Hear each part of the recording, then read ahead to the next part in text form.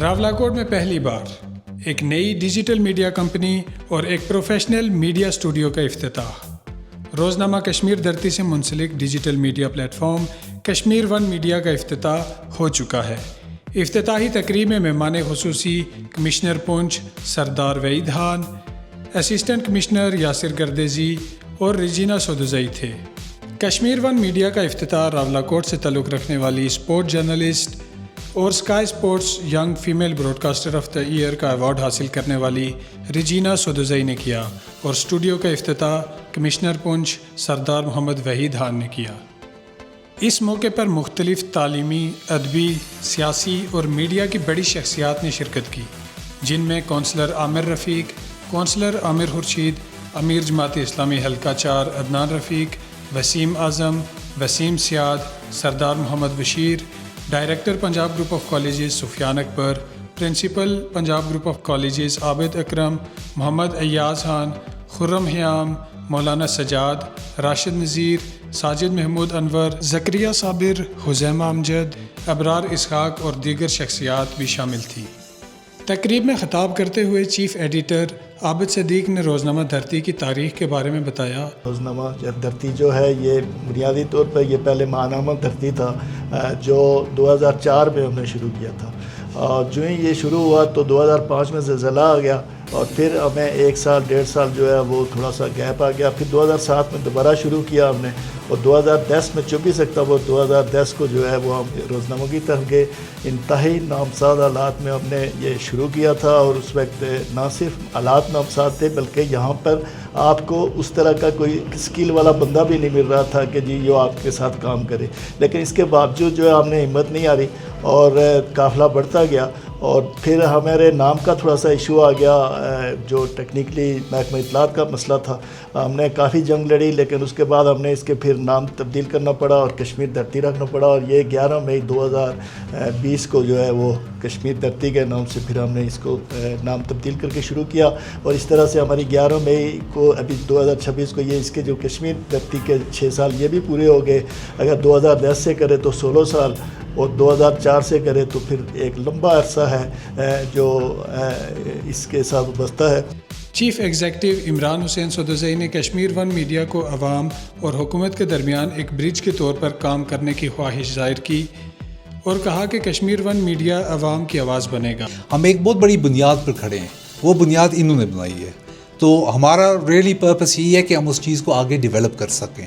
تو دوسری بات یہ ہے کہ اس محفل میں اگین میں ریکگنائز کرنا چاہتا ہوں عابد صاحب کی کنٹریبیوشن، بیکاز آفٹن ٹائمز یہ جو لوگ ہیں ان کو ہم ریکگنائز بھی نہیں کرتے جب یہ ہوتے ہیں ہمارے ساتھ، تو اس لیے میں چاہ رہا ہوں کہ ہم ریکگنائز کریں کہ ان کام بھی کیا کیا ہوا ہے اور کیا بنیاد بنائی ہوئی ہے جس پر ہم آج کھڑے ہیں۔ تو ہمارا جو یہ پروجیکٹ ہے کشمیر ون میڈیا، بیسکلی اس کا مقصد کیا ہے؟ اس کا مقصد یہ ہے کہ آج کی دنیا میں جو آپ دیکھ رہے ہیں وہ بہت مزید ڈفرینٹ ہے، اسپیشلی جس دنیا سے میں بڑا ہوا تھا یا آپ بڑے ہوئے ہیں۔ یہ ایک انٹر کنیکٹڈ ورلڈ ہے جہاں civil society, governance, media, entertainment ہر کچھ انٹیگریٹ ہوتا جا رہا ہے۔ تو وہی آئیڈیا ہم یہاں لے کے آ رہے ہیں۔ ہم چاہ رہے ہیں کہ جو چیزیں 5-10 سالوں میں ہونے والی ہیں ہم ان چیزوں پر ہی ابھی کام شروع کریں۔ تو مجھے آلسو پتہ ہے کہ ہمارے یہاں سسٹر پیپرز بھی ہیں، میڈیا آؤٹلیٹس بھی ہیں، تو ان کے ساتھ مل جل کے ہم کام کرنے چاہتے ہیں۔ ہم چاہتے ہیں کہ ہم ایک برج بنے بٹوین سول سوسائٹی اور گورننس۔ ہم چاہتے ہیں کہ جو سول سوسائٹی کی ڈیمانڈس ہیں، جو ان کی پریشانیاں ہیں، ان کو ہم پہنچا سکیں گورننس تک، اور جو گورننس جو بھی وہ ڈیسیجنز لے رہی ہے، پالیسیز بنا رہی ہیں، ان کو ہم سمجھائیں عوام کو۔ ریجینا سودوزئی نے کشمیر ون میڈیا کی انتظامیہ اور آنے والے مہمانوں کا شکریہ ادا کرتے ہوئے کہا کہ کشمیر ون میڈیا بیرون ملک مقیم لوگوں کے لیے ایک زبردست پلیٹ فارم ہے جہاں وہ اپنے علاقے کی خبروں سے روشناس ہو سکتے ہیں۔ I work, of course, in the media in the UK, which is a drastic difference to the media here. However, that is to change, especially with the launch of Kashmir One Media. Of course, being a Sudan, a Ravlakorti, not from here, living abroad, we hear our news from my dadi and my pupus and my chachas and everyone else that I have living here, my family. But that is now to change, because now there's a platform that I can see it on the ground. This is journalism where I can feel up to date with everything that's going on in Ravlakot, but of course wider world as well. This is not just a course for people like myself living abroad, but this is for a global audience. This is for people to understand that we are here, we are powerful, and we have a lot going on for us to show the world. Inshallah, this platform will bring great success to the area, as well as document all the stories that have been left untold for way too long.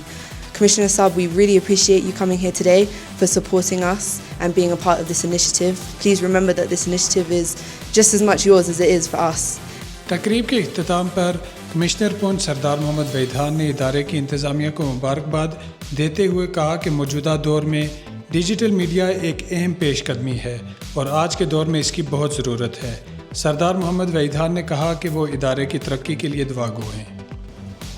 Daily धरती और Kashmir one media के जो जुमला ज़िम्मेदारान हैं, जो इमरान सदोज़ी साहब से लेके अंजम साहब से लेके आबुद सिद्दीक साहब से लेके सारे दर्जा बदर्जा सबको मुबारकबाद, इसलिए कि अभी 2 दिन पहले शायद आपने अखबार में देखा हो कि जंग ग्रुप ने अपने जो असासे थे वो फॉर रेंटल और फॉर सेल अनाउंस कर दिए हैं। जो उनके प्रिंट मीडिया के आउटलेट्स थे वो उनको ऑक्शन कर रहे हैं, सेल कर रहे हैं, लीज़ पे देना चाह रहे हैं।